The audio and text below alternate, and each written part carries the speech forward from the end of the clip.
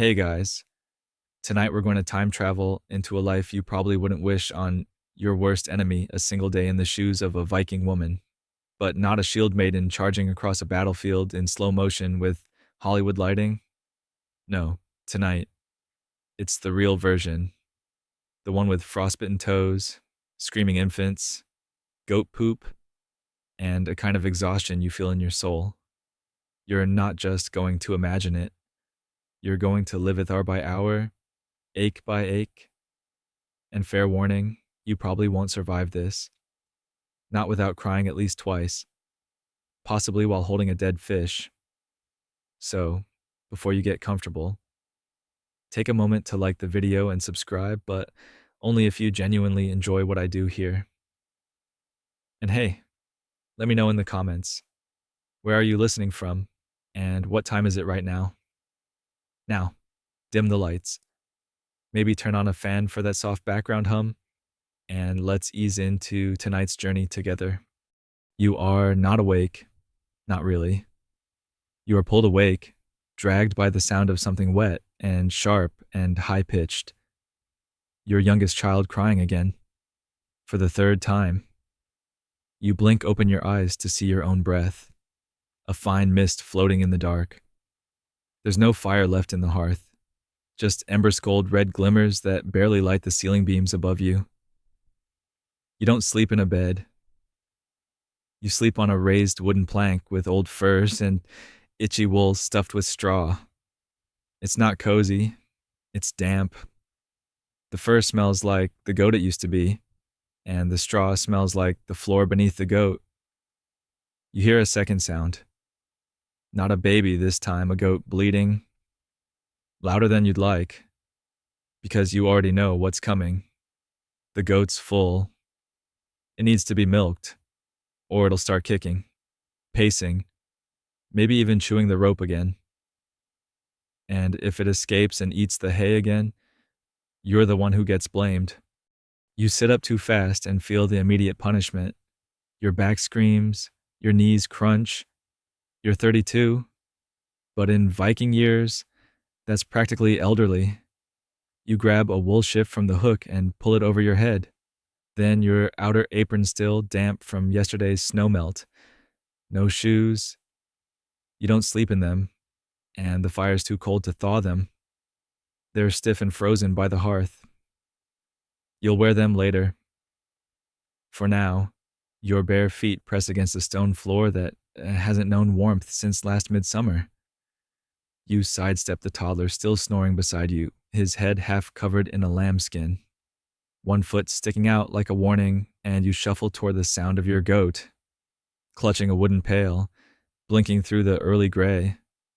The longhouse smells like sleep, smoke, sweat, stale stew, and something acidic you can't name. Outside, your breath turns to mist. The wind slaps your ears with cold so sharp it could be a knife. You could scream, but the air would just steal it from your throat. The goat is stomping in place.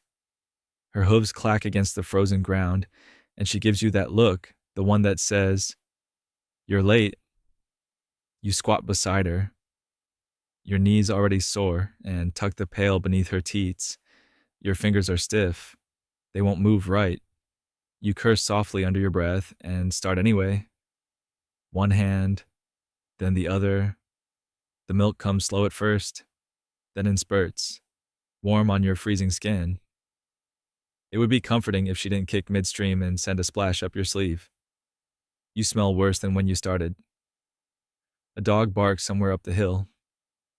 Probably hungry. You are too. Your husband? Gone. He left 2 months ago to join a raid. Maybe to Ireland. Maybe to die. You weren't told. You probably won't be. His boots are still by the door. You don't move them. A raven lands on the roof with a thunk. You look up at it. Some women in the village think ravens bring omens. You're not sure what kind. You're not sure it matters. You finish milking and head back inside. The toddler's awake now. He's chewing on an old wooden spoon and making that face again, the one right before he vomits. You set the milk by the hearth, throw a handful of kindling onto the embers, and pray the smoke doesn't come straight back up into your face. It does. You're coughing now, eyes watering, as you try to build a fire without making noise because waking the rest of the house too soon? That's a crime worse than stealing ale. Historians still argue whether Viking women had more power than their medieval counterparts. Some say yes, they could divorce. They could own land. But divorcing a man doesn't help when the food runs out or the goat dies in winter. You can't feed a baby with property rights. The fire catches, just barely. Enough to warm your hands, but not your feet. You hear your older daughter stirring. She's 10, but she moves like she's 50. Her cough rattles the rafters. Go see if the stew pot froze. You murmur, voice graveled from smoke and silence. She nods, doesn't answer. Words are precious here. You don't waste them before sunrise. You sit by the fire and open the cloth bundle where you've hidden the last bit of dried bread. It's hard enough to break a tooth. You tear it into 4 pieces. You'll eat the smallest one. The toddler gets the biggest. He won't chew it anyway. Just suck it until it melts. Your daughter returns. Frozen, she says. Of course it is. You glance at the pail of goat milk. Maybe that will be breakfast. Again. You hear another sound, this time from your own stomach. It sounds like complaint, but you don't have time to listen to it. Your hands smell like goat. Your eyes sting from smoke, and your day hasn't even started yet. The sun isn't up, but you are fully now, awake in every uncomfortable way. The toddler is crying again, this time because he dropped the bread and it landed face down in ash. You pick it up, brush it off with your apron, and hand it back. He eats it anyway. You're still not wearing shoes. They're by the hearth, exactly where you left them, crusted with mud, curled with frost, hard as wood. You try to slip them on. No luck. They resist like old bones.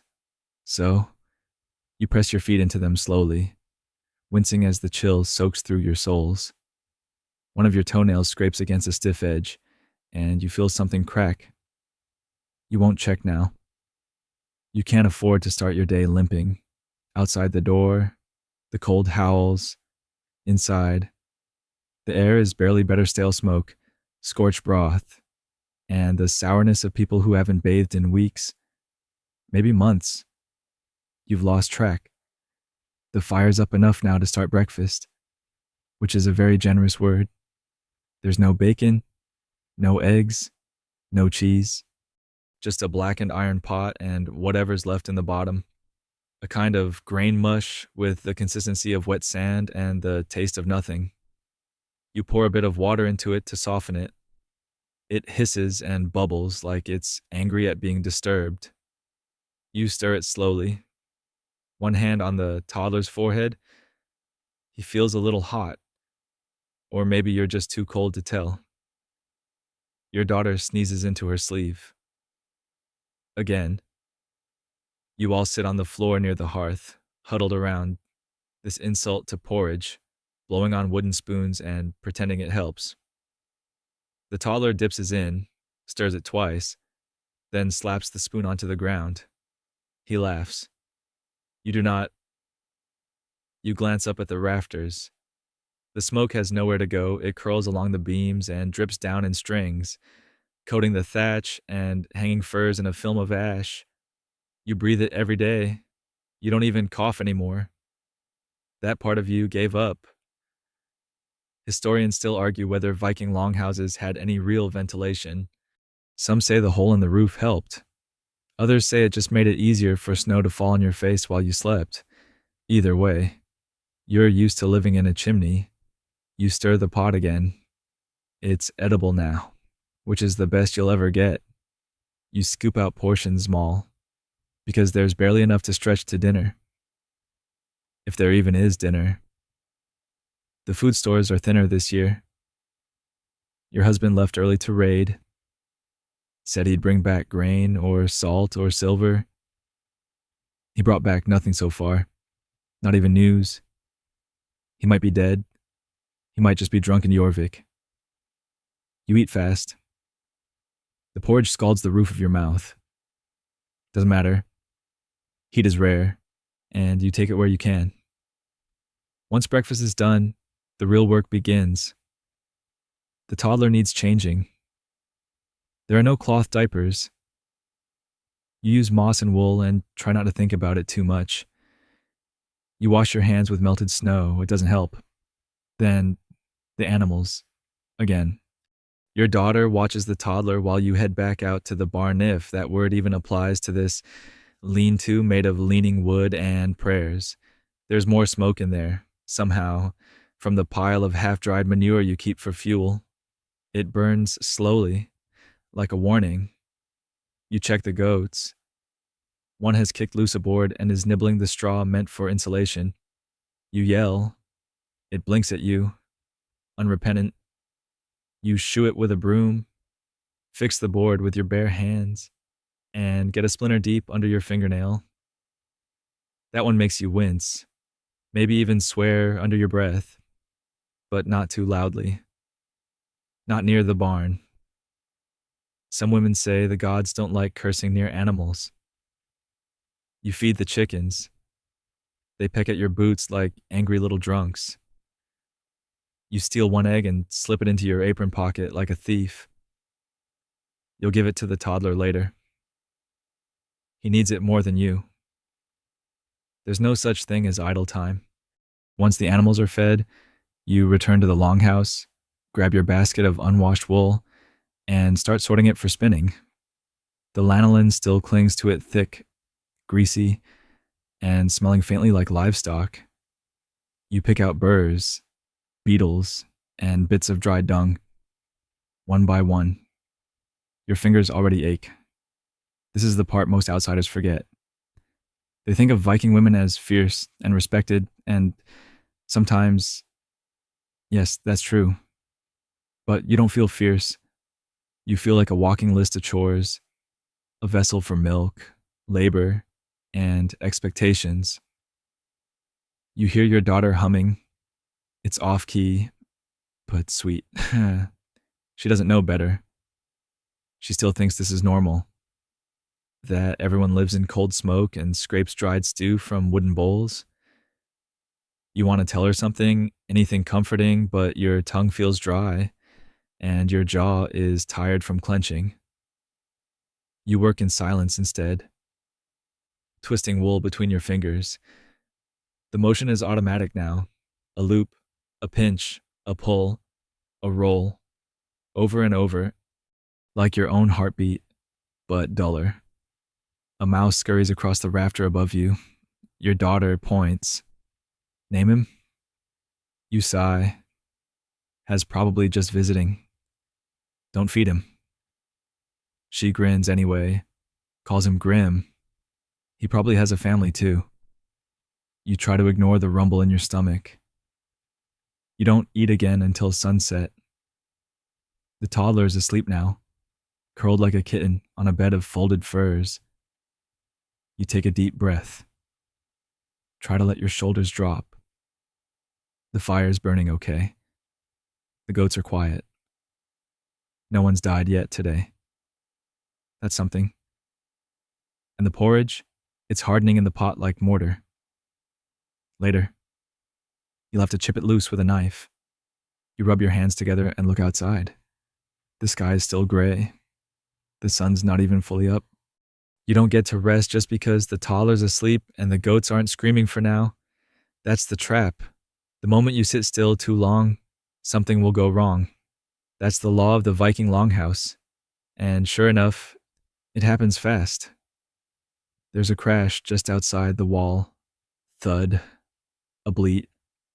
And then a cascade of shouts that start low and rise like a winter storm. Your goats. Again. You rush to the door, stepping straight into a frozen puddle because your boot has a hole in it, and of course it does. The wind bites your eyes, but you squint through it and see two of your animals, Both of them ungrateful little brutes tangled in a collapsed section of fence. The fence had been patched last week with twine and prayer. The prayer has clearly expired. You run out, arms flailing, apron whipping behind you. Your daughter follows, eyes wide, holding the smallest wooden stick she could find, like she's gonna fight off a goat with a twig. Brave, but hopeless. The animals are panicked. Their hooves slam into the icy ground, slipping and kicking as you try to grab the lead rope. One of them headbutts you square in the shin. It's not the worst pain you'll feel today. Eventually, with enough yelling and dragging, you wrestle them back into the enclosure. The gate groans like it resents being closed. You use a bigger rock this time to brace it shut. You mutter a quick thanks to Thor or whoever might be listening. There's a saying some of the older women use when things go wrong.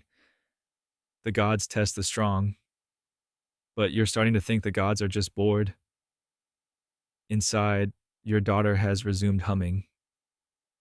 She's sitting cross-legged beside the toddler now, who is awake and chewing on a leather strap. It's not food, but it's cleanish and distracting. You return to the hearth to warm your hands and start the second wave of your morning, cleaning and fixing whatever broke in the night, which today includes, surprise, the chamber pot. It spilled. Again. No one admits it, but you know who it was. Your father-in-law, who lives on the far side of the longhouse, near the stacked grain sacks. His old, half-blind, and won't talk to you unless it's to complain about the stew. But he still insists on sleeping inside. That means you clean up after him. It's a quiet, daily humiliation. You use scraps of old cloth and a handful of snow, kneeling beside the dark stain like a penitent. You say nothing. You think of nothing. It's not worth the energy. Historians still debate whether Viking women had true authority in the household. Some say, yes, she ruled the home, the food, the fire. But none of those titles mean much when you're scrubbing frozen urine from between stones. When it's done, you stand slowly, your knees popping like old wood. Your hands stink. There's no soap. Just melted snow and a bit of crushed pine if you're lucky. Today, you're not. Your daughter appears at your elbow. Mama, she says softly. He's hungry again. Of course he is. You break the egg from earlier, the one you stole from the hen house, and beat it into a small iron pan over the fire. It sizzles like a song. The smell is almost delicious. For one glorious second, it reminds you of feasts, of warmth, of something that wasn't survival. Then it's gone. The egg curls, shrinks, and darkens. You slide it onto a sliver of old bread and hand it to the toddler. He sniffs it once, then squishes it with both hands like a toy. He smiles. You do not. You pick up a coarse wool tunic from the corner and begin mending it. It belongs to your husband, his travel tunic. The one he left behind when he said he'd be gone. Only a fortnight. It's been 10. The hem is torn. You run a bone needle through the fabric, threading thick, itchy yarn that tangles every few stitches. Your fingers are clumsy from cold. They bleed at the knuckles. You don't stop. Your daughter begins combing her hair with a carved antler pick. She pauses to scratch, hard, at her scalp. Lice. Of course. You drop the tunic and go to fetch the lard. This is the remedy. Goose fat and crushed ash, smeared into the hairline until the bugs either drown or evacuate. It's disgusting, but it works. Mostly. You sit behind her and start massaging the mixture in, the smell making your eyes water. She doesn't complain. She's used to it. She even laughs a little when a fat one tumbles down her neck. You crush it between your thumbnail and a rock. You'll have to do your own hair later. Not that it matters. No one sees you, No one looks at you. Not since he left. There was a time when you were known in the village for your weaving, for your singing voice, for the way you told stories around the fire. Now you're just her, the woman with the goat, the woman with the lice, the one who always smells faintly like egg and smoke. The toddler spits out the last of his egg and begins trying to eat the firewood. You gently redirect him toward a chunk of bark. You glance outside, still gray, still cold, still no sign of him. You go back to mending the tunic. The stitches are uneven, but strong. You are, too. You lose count of the stitches. After the fifth time your thread snaps, you set the tunic aside and stare into the hearth. The flames are low now, just enough to keep your fingers from freezing stiff. You'll need more fuel soon, but not wood. Wood is precious. You need something smokier.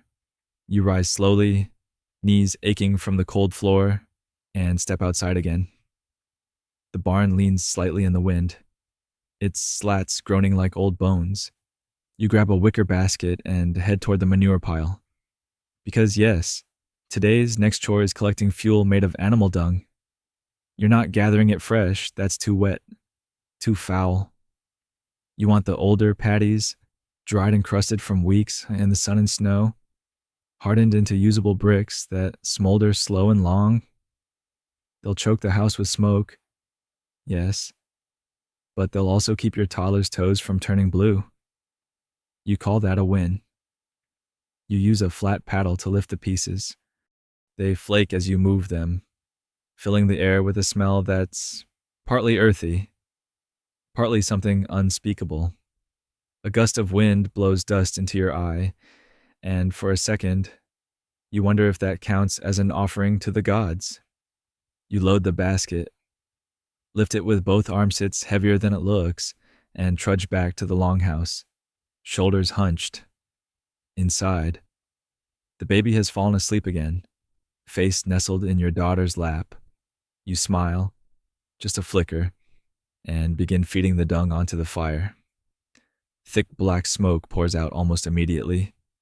It doesn't rise, it rolls, like fog across a swamp, and coats your throat like syrup. You blink fast, swallow harder. You've lived inside this smoke so long you're starting to believe it's part of your lungs. Historians argue whether Viking homes had central smoke holes in the ceiling or if the smoke was just allowed to settle low. Either way, you're on the losing end. If the gods wanted chimneys, they'd have invented them by now. You poke the dung with a charred stick, watching it collapse into slow-burning chunks.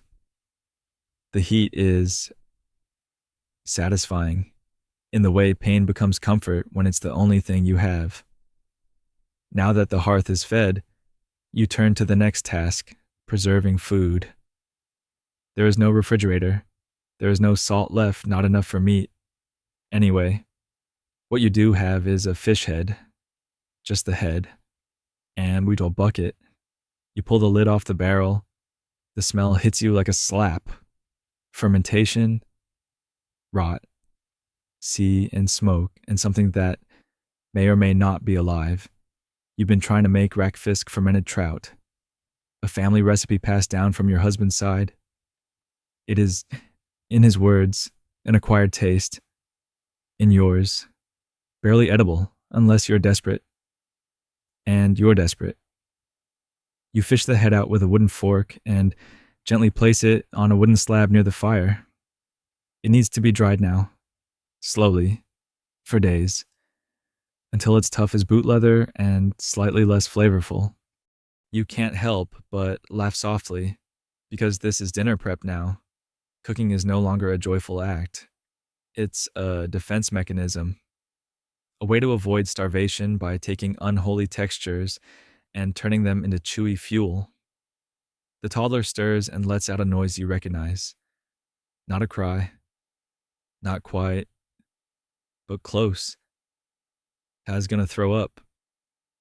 You lift him before it happens and carry him to the corner where you've laid out rags in a wooden bowl.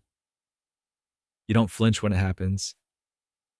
You just hold him, Pat his back and breathe through your mouth. You've done this too many times. You look over at your daughter. She's brushing out the sleeves of her wool dress with a pine twig. Her eyes are ringed with red from the smoke. Her cheeks are hollowing a bit, maybe from hunger, maybe just from growing. You can't tell anymore. She catches you looking and asks, "Are we going to have dried berries this year?" You shake your head. Not enough left. She nods once, doesn't cry, doesn't pout. She's learned that disappointment is just another flavor of normal. You wipe the toddler's mouth and set him back down near the fire. He finds a pebble and starts gnawing on it like it owes him something. You stretch your back again and look around the longhouse. The beams are sagging. The furs near the door are crusted with frost. The wooden bowl you used for the fish head has a crack. One more thing to mend when you have time, which is to say, never. But there's still one more thing to do before noon. Check the meat hooks. You open the side cupboard, really just a box nailed to the wall near the roof beams, and peer inside. Hanging from iron hooks are 2 strips of dried pork. Smoked last month. They're tough, curled, and a little fuzzy. You scrape the mold off with a knife and set them back to dry further. You wonder if one will be safe to eat next week. Maybe. You're always one spoiled meal away from disaster. One of your neighbors, Sigrid, lost 2 children to bad meat last winter. A sausage gone sour. She buried them both on the same day, then burned the barn for good measure. She doesn't speak much anymore. You understand why. There's a chill in your spine that has nothing to do with the wind. You toss the mold flakes into the fire and watch them hiss. Your stomach growls again. The toddler curls up beside your leg and closes his eyes. Your daughter begins reciting a story, something about a goddess who stole fire from the stars. You don't remember teaching her that. Maybe she heard it in the village once. Maybe it's just something she invented to fill the silence. You listen to her voice, soft and slow, and rest your hand on the toddler's hair. It's matted but warm. You're hungry, tired, covered in smoke and goat bits, but for a brief moment, you don't feel like crying. Then something crashes behind you. The goats, again. You're running before your legs agree to it, your knees shouting in protest, your shoulders already bracing for whatever fresh disaster the goats have wrought this time. You barely catch your balance as you skid through the muddy threshold, heart racing faster than you want to admit. Goat emergencies are not rare, but they're always bad. And this one, it's worse than most. The fence post snapped clean through. One of the goats, the stubborn one, of course, has wedged its head through the slats and is now panicking in earnest. Its horns are stuck. Its eyes are rolling. It's bleeding like it's halfway to Valhalla. You rush forward, cursing under your breath, and try to get a grip behind its ears. The smell hits you first, something between wet fur, panic sweat, and fermented feed. Delightful. You pull. It kicks. You pull again. It kicks harder. It's not a graceful scene. Somewhere mid-struggle, your hand slips. Your elbow connects with the gate, and you go down face first into a half-frozen puddle of manure water. You don't scream. You don't cry. You just lie there for a second, cheek pressed to icy mud, and let the shame soak in. Eventually, you pry the goat free with a final grunt, and it stumbles away like nothing happened, because of course it does. You, meanwhile, are coated in filth, damp to the bone, and dangerously close to hysterical laughter. Historians still debate how central livestock were to Viking domestic life. One side says they were sacred, essential creatures, practically family. The other says they were chaotic four-legged demons who ruined everything before breakfast. You're leaning hard toward the ladder.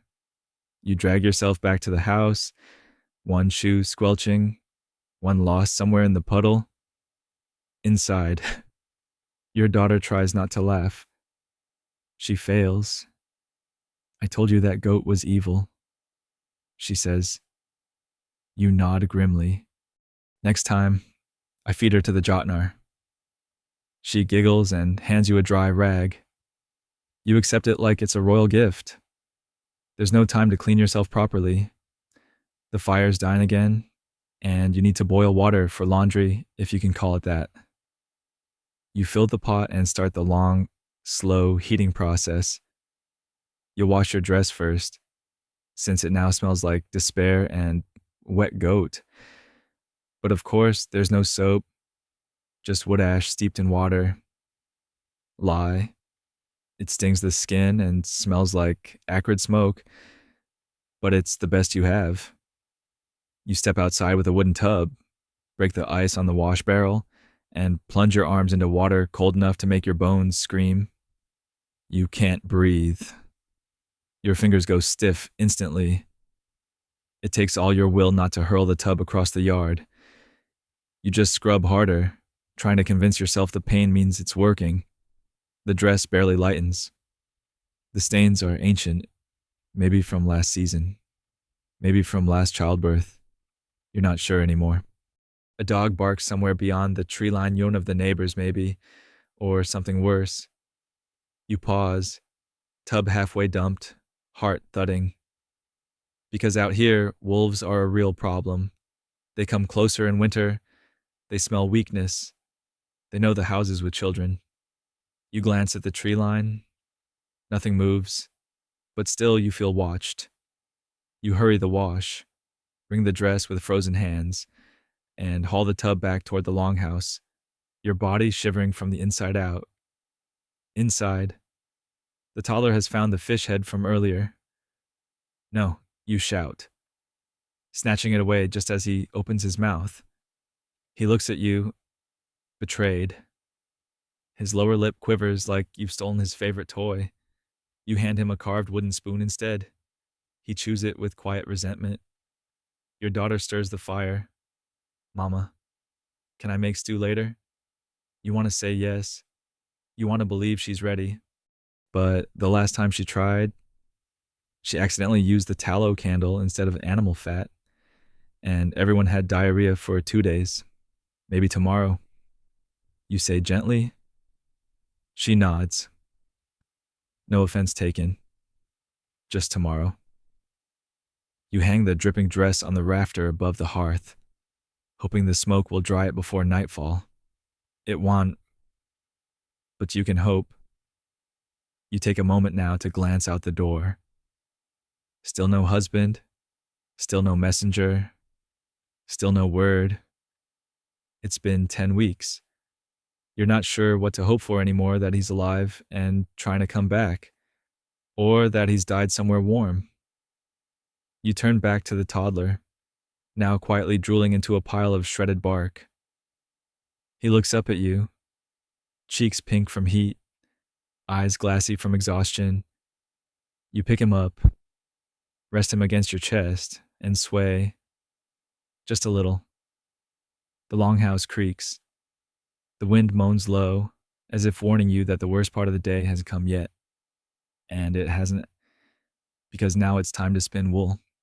And your fingers, still frozen. You wish you could skip this part, the spinning, the endless spinning, but that's not how your world works. Viking life doesn't care that you smell like frozen goat and feel like your arms are made of brittle wood. It only cares whether there's thread by sundown. So you sit cross-legged near the fire, still shivering in your damp shift, and drag the basket of unwashed wool into your lap. It's heavy, lumpy, and smells like everything you've already endured today. Smoke, grease, and sheep that haven't bathed since midsummer. You sigh and begin. The first step is picking. You pull clumps apart, picking out burrs, dirt, beetles. and other unpleasant stowaways. There's something crusted in one tuft that looks suspiciously like dung.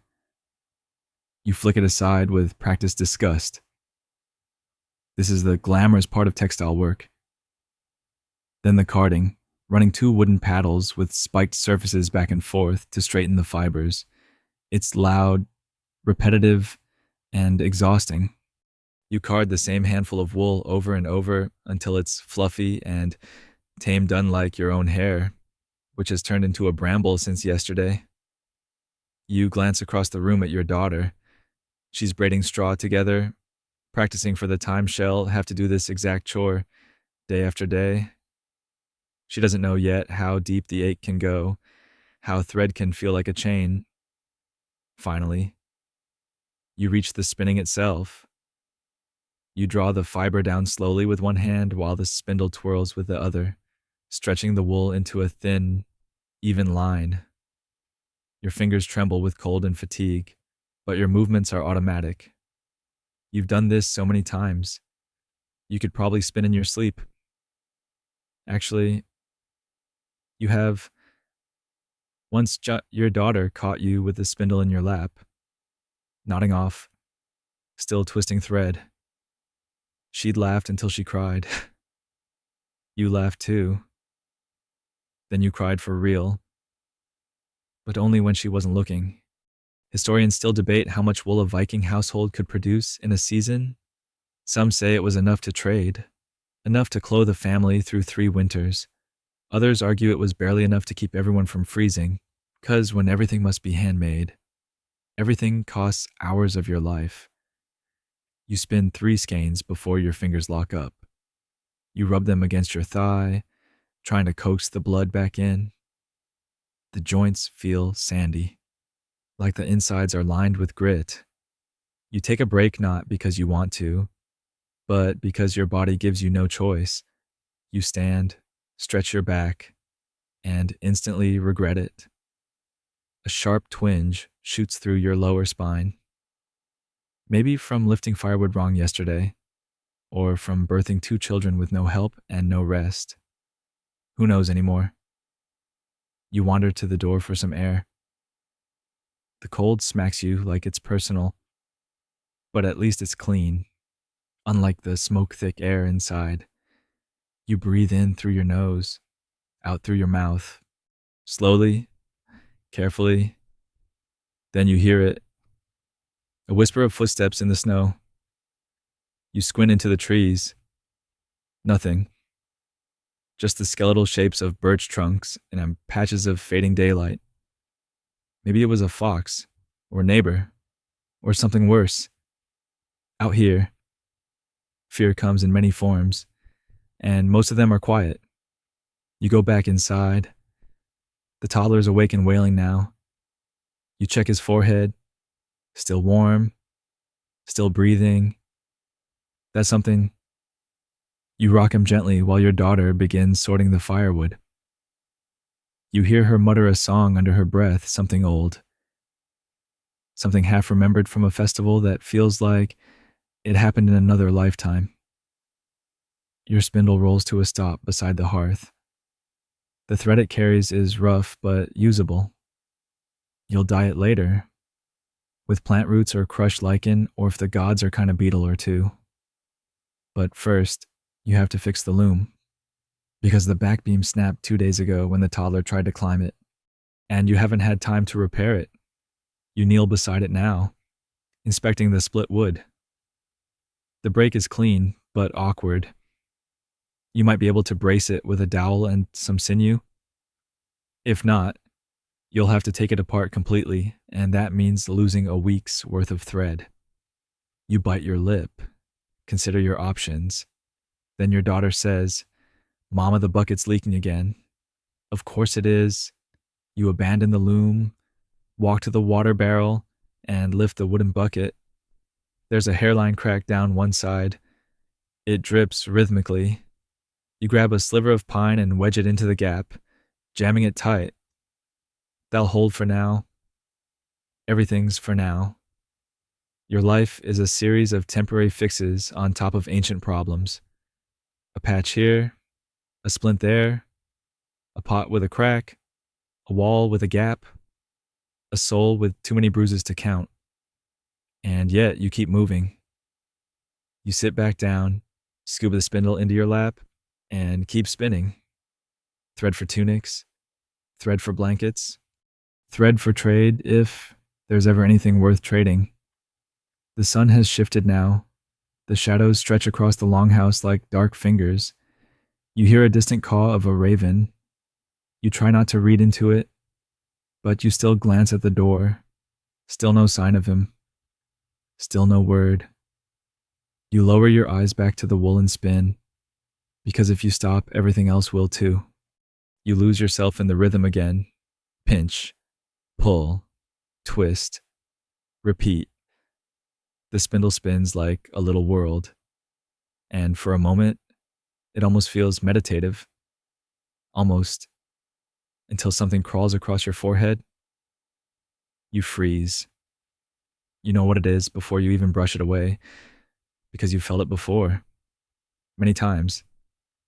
It's got 6 legs, it's stubborn, and it lives in your hair now. Lice. Again. You set the spindle down slowly, deliberately, like it might explode if you move too fast. Then you reach up and comb through your hair with your fingers, hunting for movement.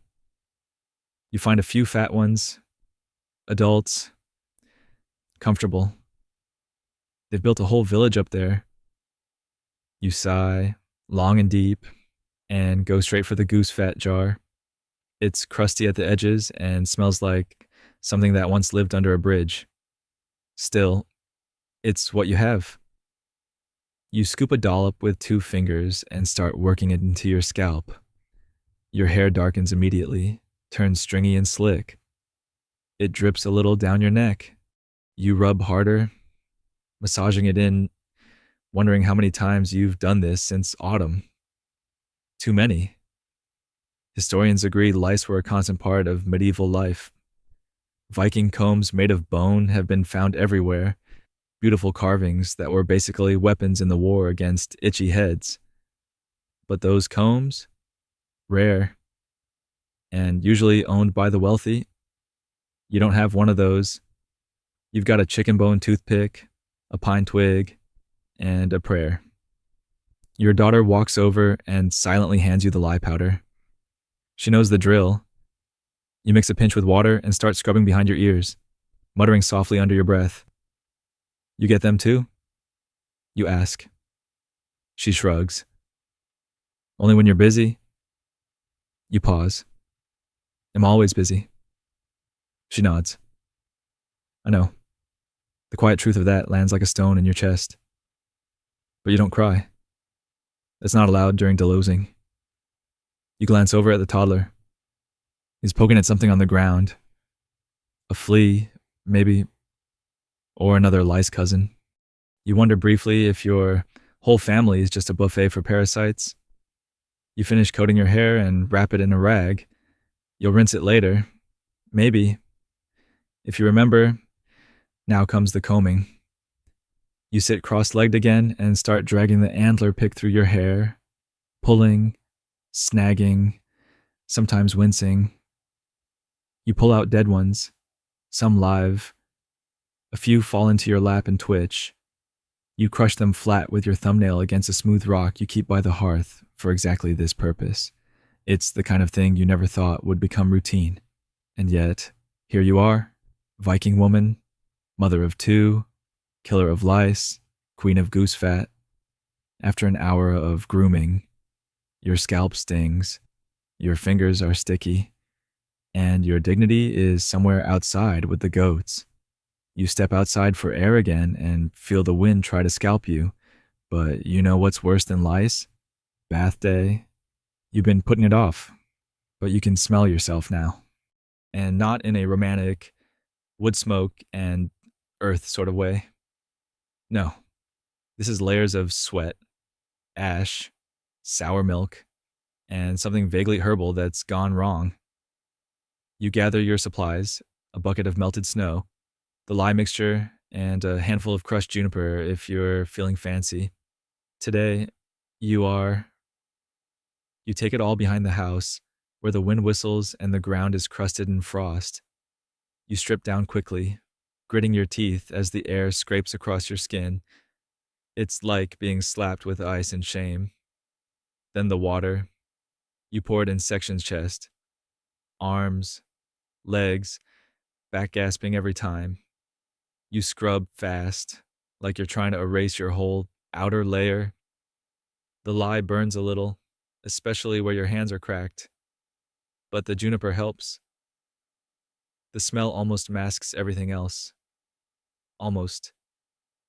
You dry off with a rag that used to be part of a curtain. It's coarse, and it leaves behind lint and regrets. You pull your shift back on, still damp from earlier, and march back inside like a warrior returning from battle. Except there's no celebration, no mead, no feast, just your daughter braiding her hair and your toddler licking the soot off a log. You smell better, that's all. And no one even notices. You sit down near the fire and start combing your daughter's hair, gently untangling the knots, checking for tiny guests. She flinches only once, when you catch a snag near the nape of her neck. She doesn't complain. You wonder if she even remembers a time before lice were normal. Do you think they had bugs in Valhalla?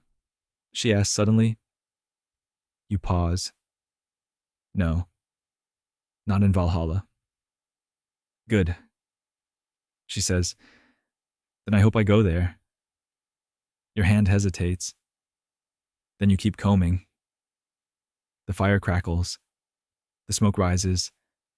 The lice die one by one. And the day isn't over. Not even close. The lice are dead. For now. You drop the last crushed one into the fire and watch it hiss. Then wipe your hands on your apron and stand. Your knees ache like old wagon wheels, and your head throbs faintly from the smell of smoke and lye. But you're not done. Because now it's time for dinner. Which is a very kind word for what's about to happen. You survey your so-called pantry. One wilted onion, a handful of cracked barley grains, 2 shriveled carrots that have seen better centuries, a single wrinkled root that might once have been parsnip, and your personal favorite, the back half of a dried fishtail that smells like low tide after a long war. No meat, no cheese, no salt left worth wasting. You root around behind the storage crock and find a lump wrapped in linen. You unwrap it cautiously. It's either a piece of old bread or a failed experiment in moss cultivation. You break a corner off and sniff. Your mistake. You cough into your sleeve and toss it into the stew pot with the rest. You set the pot over the hearth and dump in a few ladles of water. The onion resists your knife. It's dry and papery on the outside, rubbery and sour beneath. Still, you dice it finely, convincing yourself that the smell is savory, not spoiling. The toddler is watching, chewing on something. A wooden spoon? A rock. You don't even check. As long as it's not the fishtail, he can keep it. The fire spits and hisses. Your fingers are starting to burn again, not from heat, but from the numbness that creeps back every time you stop moving. You keep stirring, mostly to distract yourself from the pang in your stomach. The barley takes a long time to soften. The pot froths with starch, releasing a smell that's not awful, not good either, just warm. And right now, warm is enough. Your daughter appears beside you and offers a pine needle and a single shriveled berry. For flavor, she says. You try not to laugh. You drop them in with theatrical flair. Chef's secret. She bows. Historians like to talk about Viking banquets, the ox roasts, the spit-roasted birds, the mead and singing. What they don't like to describe is the daily grind. The meals that don't impress, that don't even fill your stomach. The what's left stew, the let's hope this doesn't make us sick porridge. You prepare it anyway, because hunger doesn't care about presentation. The toddler crawls over and slaps the pot with both palms. Hot stew splashes your apron. He giggles. You don't. You scoop the foaming top layer into a bowl and give it a cautious sniff. The pine needles haven't done much, but the fishtail has started to break. Apart small flakes of gray meat float like sadness in a storm. You ladle out 3 bowls, one for the toddler, one for your daughter, and one for yourself. The toddler claps. He loves soup.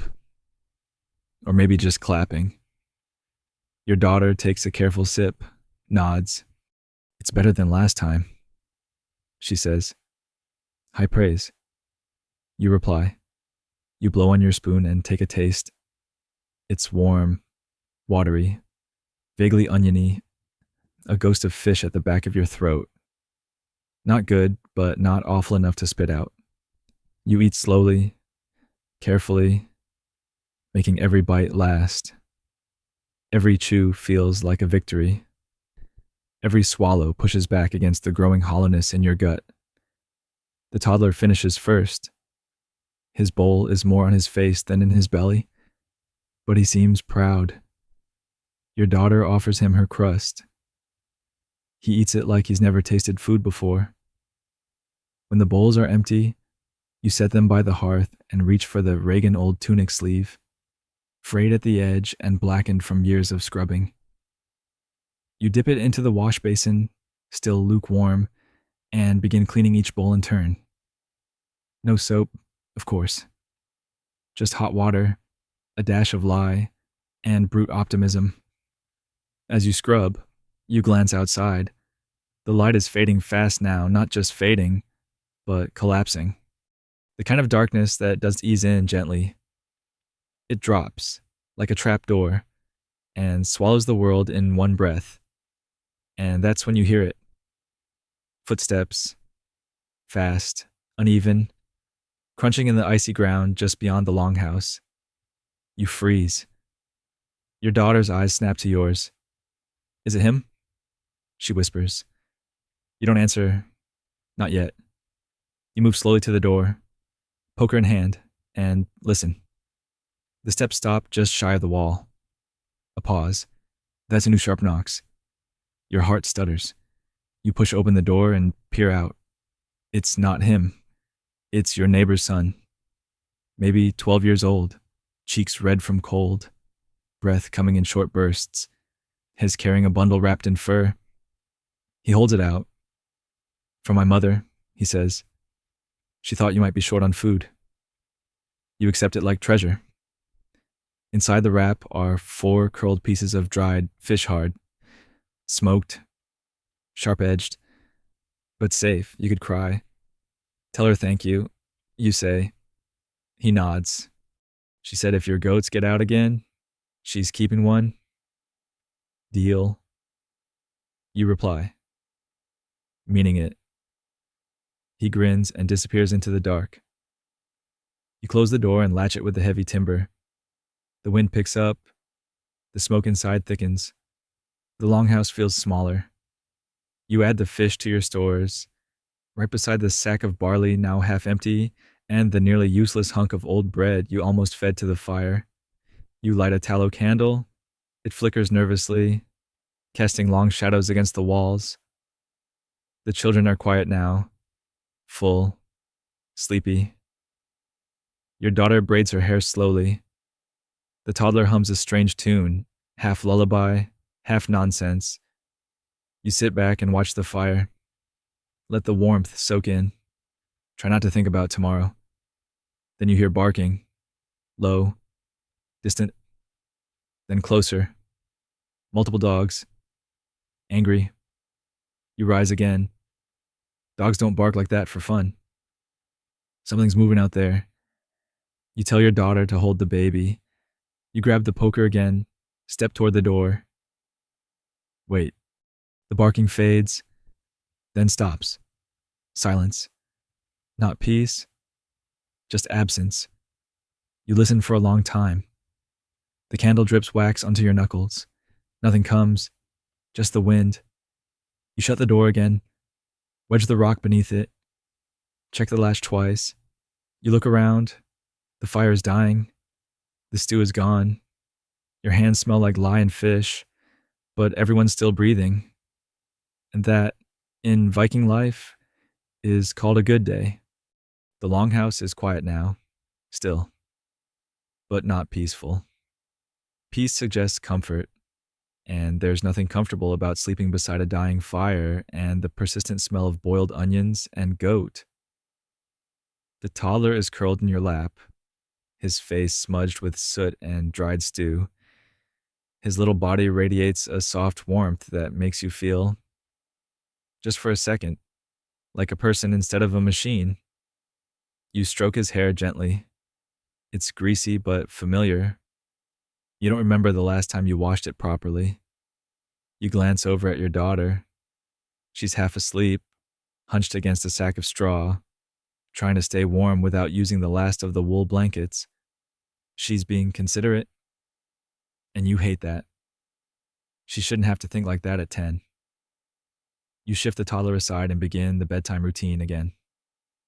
A kind word for a series of compromises and whispered warnings to the gods. First, the hearth. It's low. Just embers now. You scrape together what's left of the dung bricks and feed them in slowly. The smoke curls up, thick and bitter, and your eyes immediately begin to water. You cough into your sleeve. There's no avoiding it. You're going to sleep in this again. Then the bedding.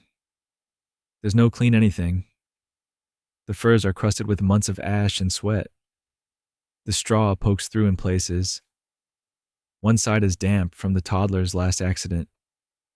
You lay him on the driest part and drape a rough wool blanket over his small frame.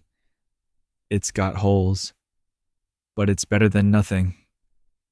Your daughter crawls beside him, curling into a C shape for warmth, and then the space beside them. It's not meant for anyone. But tonight, it has to serve another purpose. Because tomorrow morning, at first light, you have to bury someone. And you don't trust the night to leave her alone. Your husband's mother, your mother-in-law did 2 days ago. Quietly, no ceremony. Just a sigh in the night and then stillness. You wrapped her in linen as best you could and set her near the northern wall. Burial has to wait. The ground is too hard. The weather too cruel. So tonight, she's still here, wrapped in still and cold. And you lay down beside her, not touching, just near, because foxes come for bodies, and wolves if they're hungry enough. You've seen what they do. You're not letting that happen. You pull your second tunic tighter around yourself and lie on your side, one eye toward the door, one ear to the wind, and in the silence, your mind begins to wander. You remember your own mother's death. It was spring, easier to dig. The priest had time to come. There were herbs, music, a little mead. This is different. There is no priest, no ritual, just the flickering fire and your own quiet voice. You whisper the old words, the ones your grandmother used, the ones you're not sure you even believe. Travel light. You whisper, go warm. She didn't like you. Not really. But she made good cheese. She was hard on your husband, which probably made him harder on you. Still, she was family, and now she's quiet, and you are the one keeping watch. Historians sometimes speak of Viking funerary rites in poetic terms, burning ships, gold offerings, songs for the honored dead, but those are for chiefs and raiders, not for women who raised goats and died in the same clothes they were married in. You listen to the fire crackle. You try to ignore the sounds of your own stomach, which hadn't been full in days. Something scurries across the floor. A rat, maybe, or just the wind tugging at a bit of loose thatch. You don't move. You stay still. Your daughter shifts in her sleep, murmuring something unintelligible. You smile. She's dreaming, hopefully of something better. The toddler lets out a sudden snort and rolls into her. She groans but doesn't wake. You stay beside the bundle, not out of superstition. Not really. But because there's a kind of sacredness in that silence, in being the last person to share space with the dead. You don't leave them alone. Not if you can help it. You close your eyes. You drift. But lightly, never deeply. The fire could flare. The goats could cry. The door could creak. Or worse, someone could knock. You think about what would happen if the men came back tomorrow. The ones from the raid. If your husband was with them. If he looked the same. If he looked worse. If he wasn't there at all. You think about the last thing he said to you. Keep them warm. That was it. No promise. No goodbye. You did. You kept them warm. But you're not sure how much longer you can. The air shifts. You open your eyes again. Nothing has moved. But something feels heavier, like the night itself is leaning on the longhouse. You tuck your hands into your sleeves, draw your legs tighter, and press your back to the cold earth floor. The woman beside you doesn't breathe. You do. You count them. 1, 2, 3. And try not to think about how thin the wall is between the two of you. The fire pops. A log falls. Your daughter mutters in her sleep, then turns her face into the toddler's neck. You glance at the rafters. Something's moving up there. Mice again? Probably. You were used to sleeping with the sound of small claws overhead. You are used to sleeping with one eye open. You are used to things you shouldn't be. And still, dawn is hours away. The fire gives out a final hiss sometime before dawn. You don't even bother feeding it. There's no more fuel knot unless you start tearing apart the fence or burning the loom. Tempting. But no. You sit up slowly, muscles stiff, back aching, the cold having crept into your joints like a jealous ghost. Your breath fogs the air. You check the bundle beside you, still wrapped, still unmoved, still lifeless. No foxes, no wolves. Not tonight. You whisper again, one last farewell. Your lips cracked from smoke and cold. Then, finally, you roll her away from the wall. The burial will happen soon. You've already chosen the spot of shallow patch near the birch tree, where the sun hits earliest. The ground there might give if you heat it long enough, but it means digging. And digging means asking your neighbors, which means facing them. You hate that part. You wrap your daughter and toddler in the warmest furs you have, still damp from your own body heat, and step outside to make the walk. It's not far. 3 houses down, past the ridge. The air outside is a knife. It slices your cheeks, draws tears to your eyes before you're 10 paces from the door. The snow crunches beneath your boots, and your feet go numb almost immediately. Your breath comes in short, angry clouds. You pass the goats. They stare at you like they know something's wrong. They're smart like that. Too smart. You reach Sigrid's longhouse. She sees you coming before you knock. She always does. She opens the door with a raised brow. Who? My husband's mother. She nods. How long? 2 nights. She doesn't scold. Doesn't ask why you didn't say something sooner. She just wipes her hands on her apron and gestures inside. Come. You'll eat something before we dig. And you do. Because you need to. She hands you a bowl of hot brothriel broth with garlic and tiny shreds of meat. You sip it slowly, trying not to weep into the bowl. She pretends not to notice. Then she hands you a second bowl. This one for your daughter. You thank her. No thanks, she says. We'll trade. You help me thatch in spring. Done. She gathers her eldest boys young, strong, still angry at the world, and they march with you to the burial spot. They bring spades. You bring the linen-wrapped body, carefully, respectfully. You don't cry. The ground is half frozen, but not solid. One of the boys builds a small fire nearby to thaw it quicker. The others dig. You don't help. You're not expected to, but you kneel beside the fire and watch, your arms wrapped around your chest like armor. Historians debate how common burial rites were among working-class Viking families. Some graves show care, grave goods, ceremony. Others are shallow, hurried, functional. Your mother-in-law gets a grave. That's already more than some. There's no priest, no chanting. Just breath and frost and earth turned over by grunting boys. You whisper the words again. Travel light. Go warm. They lower her in. You sprinkle a bit of barley into the grave, not because you believe it will feed her in the next life, but because you don't know what else to do. Sigrid touches your shoulder.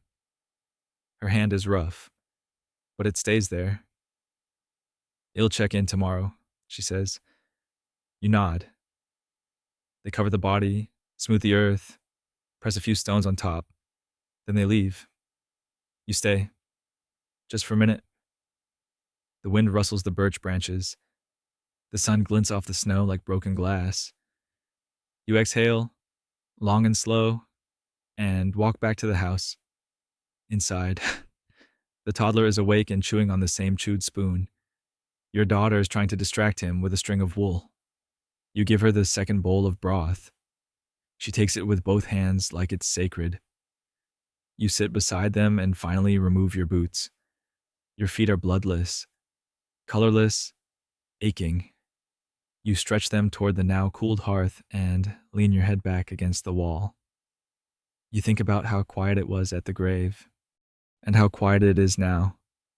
But these are not the same silences. The first was full of loss. This one, it's full of waiting, because now comes the gossip. People will whisper, ask why she was buried sooner, why you didn't tell anyone, why you were sleeping beside her, and worse, what if someone thinks it wasn't natural? Witchcraft, they'll say. It happens. Women who live alone too long, women whose husbands don't return, women with books, with herbs, with bad luck. You've seen what happens to them. You rub your hands together and glance at the shelf where you keep the old dried roots. You wonder which one you'll have to throw out first. Just in case, you keep your voice low that evening. You keep the door bolted. You keep the bundle of dried fish hidden under the hearthstones, where no one but you can reach, just in case. And when your daughter asks for a bedtime story, you tell her the shortest one you know. Once there was a woman who survived the winter. No one believed she would, but she did. And your daughter asks, how? You pause, then whisper, she kept moving. You tuck them in. Layer the furs, place your body between them and the wind. The goats knock something over outside. You don't even flinch. You're too tired to be afraid, but not too tired to survive. Not yet. You don't sleep deeply. You never do. Your dreams are thin, brittle things, scattered between bursts of wakefulness and the familiar ache in your hips. But sometime before the light shifts, something changes. It's not a noise, not a draft. It's the toddler. He's too quiet. You sit up quickly, hand already reaching, heart already racing. His breathing, warm, curled into a ball like a puppy under your arm. But your body doesn't settle, because your water just broke. You blink. No, it can't be. Not today. Not now, but there's no mistaking it. The warmth, the trickle, the sudden clench low in your belly like a hand squeezing from the inside. You close your eyes and curse softly. No one hears. Everyone's asleep, except you, because you are in labor. You press a hand against the floor, bracing yourself as another wave of pain rolls through, sharp, deep, unforgiving. Not your first, but just as brutal. You wake your daughter. She blinks at you, then sees your face, and she understands. You've trained her, prepared her. She nods and moves quickly, fetching rags. The bone knife, the oil jar, the warm furs. She knows the order. She's 10. But tonight, she's your midwife. There is no one else. You don't call for help. There's no time, and no one would come fast enough anyway. Besides, last time you called the healer woman, she brought more rumors than remedies. So tonight, it's just the three of you. You kneel beside the hearth, where the floor is slightly warmer, and lean back against the firewood pile. It's sharp against your spine, but you don't care. The pain has already become your whole world. The contractions come fast. Too fast. There's blood already. More than you'd like. Not catastrophic, but not clean. You bite your sleeve to keep from waking the toddler. He stirs but doesn't wake. Bless him. You grip the edge of the hearth, your fingers white with tension, and bear down. It's happening too fast. You glance at your daughter. She's holding the knife and a strip of linen. Her eyes are wide, but her hands are steady. You whisper encouragement between clenched teeth. Almost there. And then another contraction. This one wrecks you. You scream into the wool of your apron, loud enough that a goat outside answers. Your daughter flinches, but stays with you. And then the baby comes. It's fast, slippery, and silent. Too silent. You reach, hands shaking, and take the tiny body into your arms. It's blue, still, not crying. No. You whisper. No. No. You rub its chest, hard, praying, breathing your breath into its tiny face. You slap its back gently, then harder, still nothing. Then a sound, a gurgle, then a weak, wet cry, then another, louder, sharper, full of life. You collapse, shaking, tears slipping down your cheeks. Alive. The baby is alive. Your daughter sobs softly beside you. You don't stop her. You tie the cord. You wrap the baby. You press it to your chest. It's a girl. You don't say the name yet. You wait. You always wait. The bleeding continues, more than last time. You sip warm water, try to breathe deeply, to slow your pulse. Your vision blurs. You lie back against the furs, holding the newborn, and whisper to her, "You chose a hard night." You say, "But you made it." She blinks at you with milky, unfocused eyes. She doesn't know. She won't remember, but you will. You try to rest, but your body won't let you because you know what comes next. There's no rest, no recovery, no postpartum mercy. You have to wash the rags. You have to feed the other two. You have to hide the evidence of childbirth before someone starts whispering again. Women who bleed too much. Women whose babies cry strangely. Women who survive what should have killed them. People talk, and talk is dangerous. You send your daughter outside with a bundle of cloths. Tell her to wash them by the stream. Tell her to stay quiet. Tell her not to answer questions. She nods again. She's already changed. Her eyes are older now, just like yours. You rock the baby slowly, trying to keep your body upright, trying not to black out, trying to stay awake in a house that won't forgive you if you fall asleep at the wrong moment. Historians rarely talk about the survival rate of Viking childbirth because it's bleak, it's cold, it's a long line of mothers who didn't make it past dawn, babies buried unnamed, women stitched with bone needles, grief wrapped in sheepskin. But you are still breathing, and so is she. That counts for something. The fire's gone again. The air chills fast. The newborn shivers. You wrap her tighter. Pull her into your cloak. Your hands are sticky with blood. There's no more clean water, no more warm stones. You wait for your daughter to return. You hum something, off-key and soft. It's the same tune your mother sang to you. You barely remember it.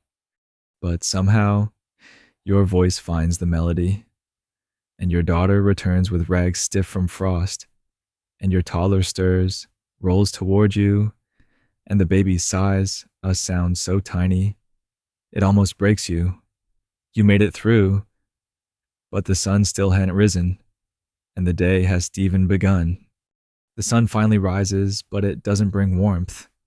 It peeks over the edge of the earth like it regrets being here, casting a dull, watery light that creeps through the smoke hole above you. It paints the inside of the longhouse in shades of gray and ash. No gold, no fire-kissed wood, just light like a warning. Brace yourself. It's morning again. You haven't slept. You've kept the baby warm against your chest all night, barely blinking, blood drying between your legs, back pressed against a wall that leans slightly from rot. You've counted your breaths more times than you can remember. The toddler stirs and lets out a long, confused yawn. Your daughter is curled beside the hearth, her arm draped over a straw sack like it's a friend. She looks peaceful in a way that feels unfair. The baby fusses, tiny mouth rooting. You guide her gently and let her latch. It hurts, sharp and immediate, but you bite your tongue and let her feed. She's hungry. Of course she is. You try not to wince. You try not to think about how your body has already moved on from surviving the birth to becoming a kitchen again. You whisper to her, not sweet things, but practical ones. You drink. You grow. You don't die. That's your lullaby now. The fire is ash. You have no energy to fix it. But you do. You force yourself up, legs trembling, blood sticky down your thighs, and toss in a few dry clumps of dung. The room fills with that familiar smoke again. You don't cough anymore. You just blink through it. You go to the water barrel. It's frozen again. You punch it with a stick until the crust breaks. Your fingers go numb. You scoop up icy water and clean yourself. Slowly.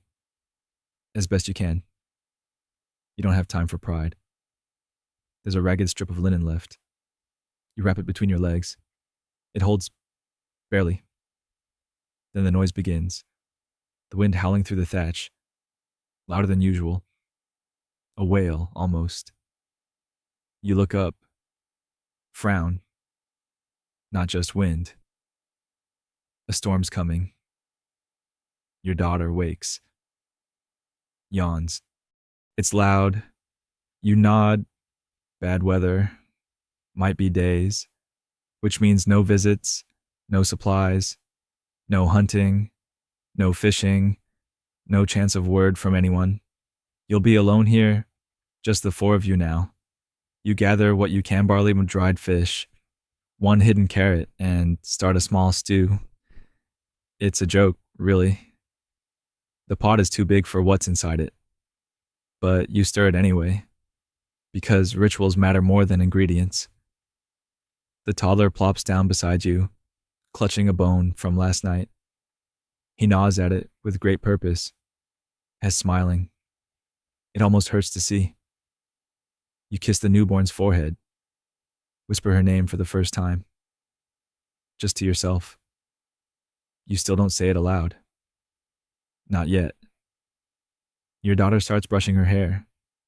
The louse comb again. She finds one, shows it to you like a trophy. Still winning, she says. You smile, just a little.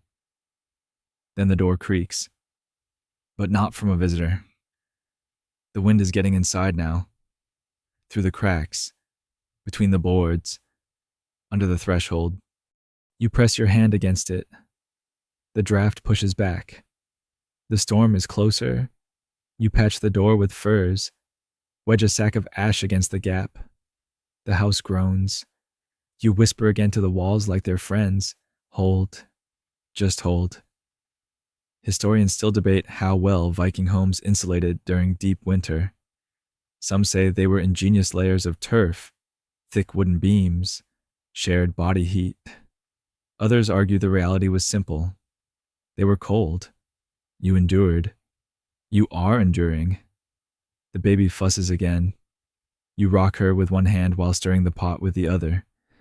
The toddler spills his cup. You ignore it. There's no clean anything left, and you can't bend to mop it up. Instead, you stare into the pot.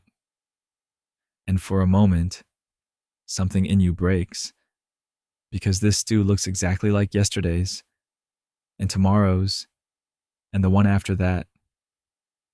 You imagine the days stretching ahead like a road you don't want to walk down. Not because of the work, but because you can already feel yourself disappearing. There was a time when people said your name around the fire.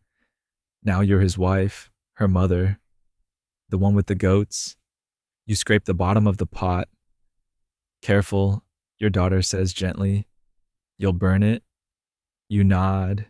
You dish out the stew. It's hot. That's all you can ask of it. You eat slowly. The baby sleeps on your shoulder. The toddler chews his food with full cheeks. The wind roars louder now, like something outside is angry at being kept out. The storm begins in earnest. Snow lashes the roof. The walls creak under pressure. A piece of thatch blows loose and snow drifts in. You patch it with a pelt. It smells like goat. Everything smells like goat. You light the candle. Then a second. You'll need them both tonight. Maybe more, because you know how long these nights last. You know what happens when the sun stays gone too long. Your daughter curls into the corner with the toddler. The baby breathes softly on your collarbone. You rock back and forth, not because anyone needs it, but because it's the only thing keeping you from going still.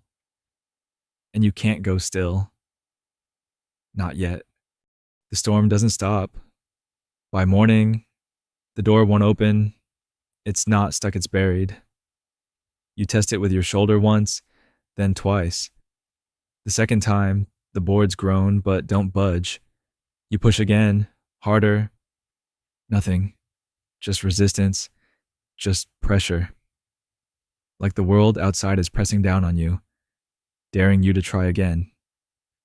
You take a deep breath, step back, and listen. On the other side of the wall is only the hiss of snow. No birds, no wind through trees, just the sound of winter squeezing the life out of everything. You glance up at the small smoke hole in the roof. It's rimmed in ice. The daylight that filters in is watery, pale, useless. It gives no warmth, no comfort. It just reminds you that you are sealed in, and you've been through this before. You walk a slow circle around the interior walls, checking for drafts, gaps, soft spots. You reinforce the biggest one near the storage shelves with a spare tunic, another with a clump of straw. You pack snow into the corners. You seal the longhouse like a tomb. The toddler's awake and cranky. He tosses a half-chewed strap across the floor.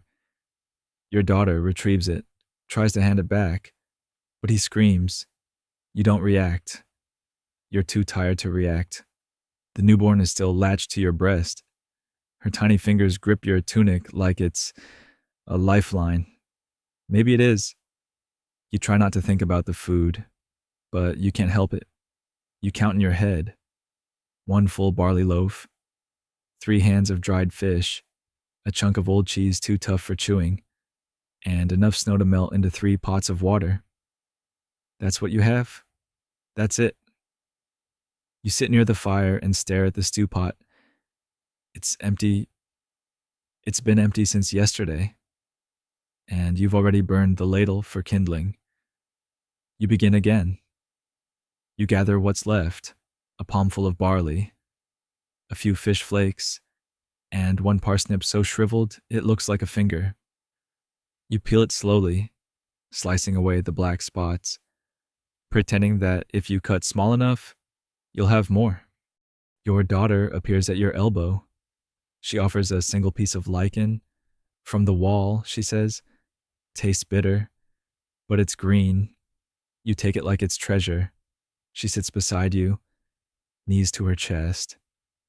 Do you think it will melt soon? You shake your head. Not this week. She doesn't ask again. You boil snow, you make broth. You stir in the barley, drop in the fish, scrape in a bit of grease from the bottom of the pot. It's thin, so thin, but it smells like food. The toddler claps. The baby twitches in her sleep. You serve 3 half bowls. Yours is mostly hot water. You pretend not to notice. Your daughter finishes first and licks the inside of the bowl. You say nothing. Then you open the hidden pouch, your secret stash. 2 dried mushrooms, some crushed seaweed, a single piece of honeycomb no bigger than your thumb. You cut the honey into 3 pieces, place 1 on each tongue like a holy rite. For a moment, everyone smiles. It fades quickly, because today is Jelabal, the midwinter sacrifice, the feast of darkness, the plea for sunlight. There will be fires in the village today, real ones, spit-roasted meat, stew with fat, songs and stories and laughter you haven't heard in months. The men will drink mead until their voices go hoarse. The women will braid their hair with fir twigs and red thread. You haven't washed in 4 days. You haven't worn color in 4 years. You're not invited. No one said it. But you know. A widower, something close to one with too many mouths and not enough trade goods, is not what the gods want to see today. Still, you try. You comb your daughter's hair with your fingers, wiping away ash. You tie a scrap of blue cloth around her braid. Feast braid, you say. She smiles. Do I look rich? Like a jarl's daughter? You whisper. You scrub the toddler's face with melted snow. He growls. You dry him with the same cloth you used to swaddle the baby yesterday. You light 2 candles. The last 2, because today, the light must not go out. Your daughter picks up her father's old whistle, the one he carved before he left. She blows it. A thin, wavering note escapes, like a bird calling from under ice. You remember the last Gillibolt before he left. He danced with her in front of the fire. He wore red. He smiled. You try to remember that smile. Not his silence. Not the way he didn't say goodbye. Then a knock. A real one. You freeze. Hand on the poker. Another knock. Loud. Demanding. Then a voice. Open up. We know you're in there.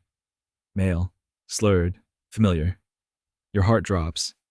Raiders, home from the sea, drunk, cold, looking for warmth.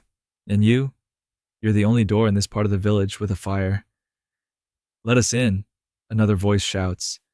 We've got mead. We'll share. You glance at your daughter. She's gone pale.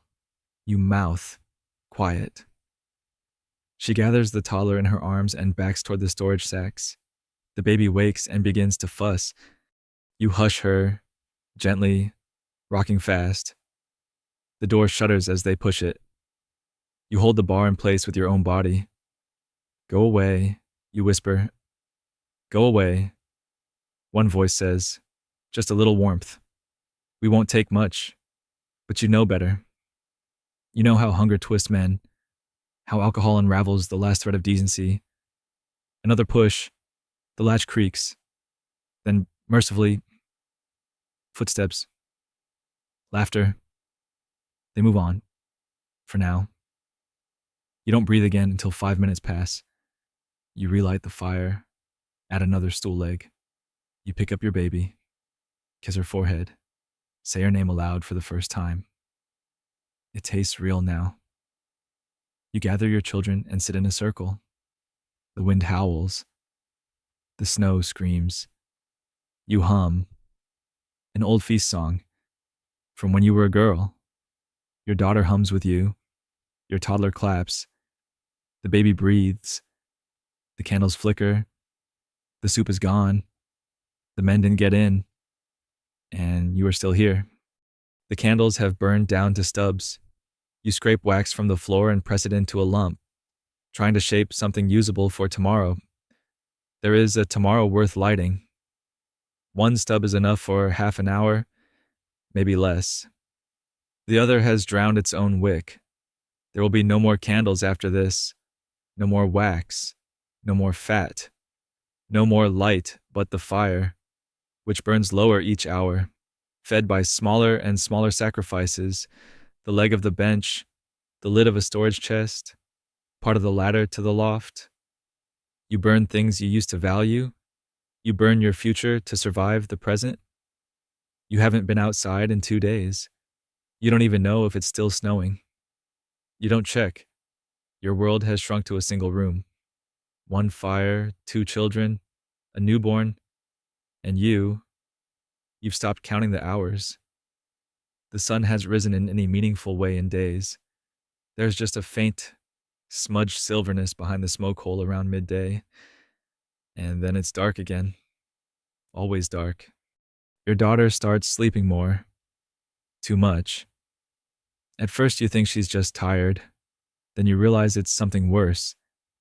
Her cheeks are paler than usual, lips slightly cracked, breath shallow. You put your hand to her forehead. Warm, but not dangerously so. Yet, you feed her your share of the barley stew, if you can call it that. It's little more than hot water and salt. The last fish flake dissolved yesterday. You still stir the pot anyway, as if memory alone will add flavor. She sips it without looking at you. You want to ask how she feels, but you don't want to make her lie. The toddler is more resilient. He finds the entertainment in pebbles and strings. Today he's wrapped himself in a length of discarded wool and is pretending to be a bear. He growls and roars, then crawls toward you on all fours, collapsing into your lap with a triumphant shriek. You smile. You kiss the top of his head. He smells like smoke and lichen and something you can't identify, but he's warm and he's real. The baby hasn't cried much. You should be grateful, but it worries you. Silent babies rarely survive the winter. You check her breathing constantly. You place her in the sling on your chest, close enough to feel each rise and fall, each soft sigh. Her warmth helps stave off the cold that's creeping into your bones. You've stopped feeling your toes altogether. You try to sew. Your fingers are too stiff. The needle keeps slipping. You prick yourself 3 times and bleed a little onto the wool. You fold the fabric. Set it aside. You'll try again later. You always say that. You sit by the fire and whisper stories. Not for them, for you. Just to keep your mind from drifting. You tell yourself about spring, about the first thaw, the way the stream sounds when it starts moving again, about walking barefoot on wet grass, about eggs, about real food, about sun. You don't know if it's real memory or just imagination anymore. You look up. Your daughter is staring into the fire. Tell me a story, she says. You blink. Which one? The one about the girl with the invisible coat. You remember it. You told it to her once when she was sick, 3 winters ago. You begin, slowly, haltingly. The words feel dusty. There was once a girl who lived in the far north. You whisper, where the snow never stopped. She was always cold, always hungry, but she had one thing no one else had. A coat, your daughter says, smiling faintly. Yes, but not just any coat. A magic one. You go on. The girl's coat lets her walk through fire, through snow, through storms. She never feels pain, never feels cold. The other villagers envy her, but she keeps to herself. Because the coat came at a price. It made her invisible to everyone she loved. She could survive, but she had to do it alone. You don't remember how the story ends. Your daughter falls asleep before you get there. You watch her chest rise and fall. You don't finish the story. You just sit with it. Historians sometimes call Viking winters the testing season. It tested everything. Your supplies, your livestock, your strength, your mind. They didn't mean it as poetry. They meant it literally. Winter was an exam, and failure was death. You poke the fire again. The coals shift. A burst of sparks leap up and vanish in a breath. You pull the children closer. Your own skin feels thinner now, like parchment pulled too tight. You feel transparent. You've begun to forget things, like how old you are, what month it is, what your husband's voice sounded like. You don't even hate him anymore. That takes energy. You just wish he'd send word, or that someone would. You begin to hum again. Not a lullaby. Just a single note, held and stretched, like a thread trying not to snap. The wind outside has gone quiet. That's not comforting, because sometimes the quiet is worse. It means the storm is gathering again. You lie down with the baby on your chest, the toddler in the crook of your arm, your daughter behind you. You whisper to no one in particular. Keep us warm. Just one more night. You close your eyes. The fire pops once. The world exhales. You wake to silence. And that, in itself, is terrifying. Because Viking winters are never truly silent. There's always a sound wind through the thatch, mice scuttling in the corners, the groan of wood contracting under frost. But today, nothing. Not even your own breath. For a second. You hold it. You listen harder. And then the faintest sound. A sigh. The baby. Still here. You exhale. The fire's gone. Not just dying dead. No ember, no glow. Just gray ash and a pit of cold stones. You reach toward it, hoping to find a survivor. There is none, which means you need heat. Fast. You rise with effort. Your back is stiff. Your legs wobble. Blood rushes to your head in that dizzying way it does when you've been lying still for too long and sleeping too little. You wrap the baby close, tying her against your chest with the last dry strip of linen. Her skin is cool. Not cold, but close. She stirs weakly, searching. The toddler is half awake, chewing on his fingers. You check his feet, still pink, still moving. Your daughter is curled tight into a ball. You cover her with your cloak and whisper to her, "Just a minute. It'll fix it." You start gathering bits of straw, the last rung of the stool, the small pine box that once held sewing needles, all flammable, all fair game now. You break apart a bowl, crack it, feed the fire one splinter at a time. You strike the flint, once, twice, 10 times. Your fingers are too stiff. The spark keeps missing. You whisper a word you shouldn't, and finally, a glow. You blow gently. The straw catches. You feel tears start to rise, unbidden. You feed it more. It grows, slowly, hesitantly, like even the fire isn't sure it wants to return. But it does. You hold your hands out to it, cradling the warmth like a child. Your daughter wakes, sits up. She smiles at the fire. Then weakly, she says, "Mama, it's getting brighter outside." You turn, and there it is.